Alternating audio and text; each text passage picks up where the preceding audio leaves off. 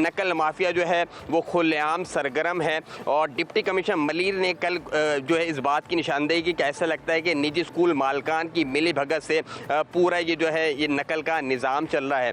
कराची के अंदर 250 ऐसे निजी स्कूलों को इम्तिहानी मरकज़ बनाया गया जो मुख्तलिफ छोटे इलाकों के अंदर है, तंग गलियों के अंदर वो स्कूल कायम है, जहाँ पर कैपेसिटी नहीं है, वहाँ ज़रूरत से ज़ायद बच्चों के इम्तिहानी सेंटर डाल दिया गया।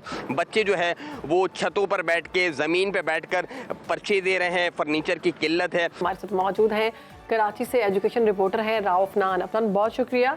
ये बताइएगा कि मैट्रिक के इम्तिहानात जारी हैं, दफ़ा 144 के बावजूद बूटी माफिया सरगर्म नजर आ रहा है, इंतजामिया कहाँ पर है?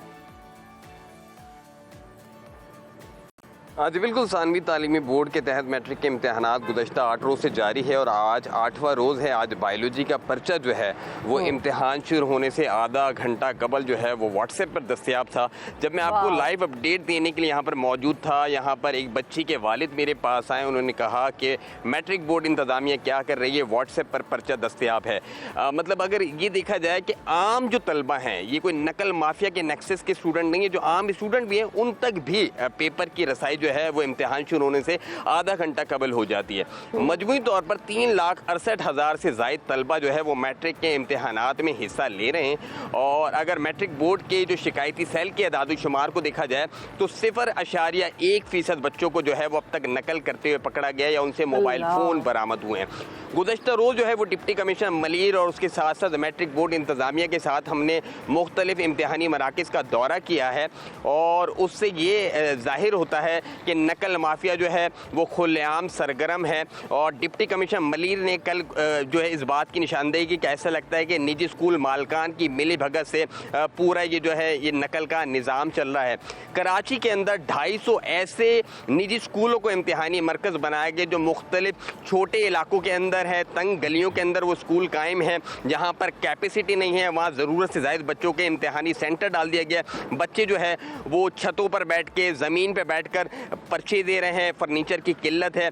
ये तमाम रिपोर्ट जो है वो मीडिया करता रहा है और मीडिया के जो है वो इम्तिहानी मराकज़ के अंदर रिपोर्ट करने पर भी पाबंदी आयद की गई। तो सानवी तालीमी बोर्ड जो है वो अपना किबला दुरुस्त नहीं कर रहा, अपनी गलतियां दुरुस्त नहीं कर रहा, बल्कि मीडिया को जो है वो रिपोर्ट करने पर पाबंदी कर दी कि इम्तिहानी मरकज़ से जो है वो मीडिया रिपोर्ट नहीं कर सकता। और अफनान, ये बताइए कि कब से ये सिचुएशन है, इसी तरह से कब से ये मामला जारी है कि मीडिया रिपोर्ट भी कर रहा है लेकिन हर बार पेपर आउट हो जाता है और कोई एक्शन नहीं होता?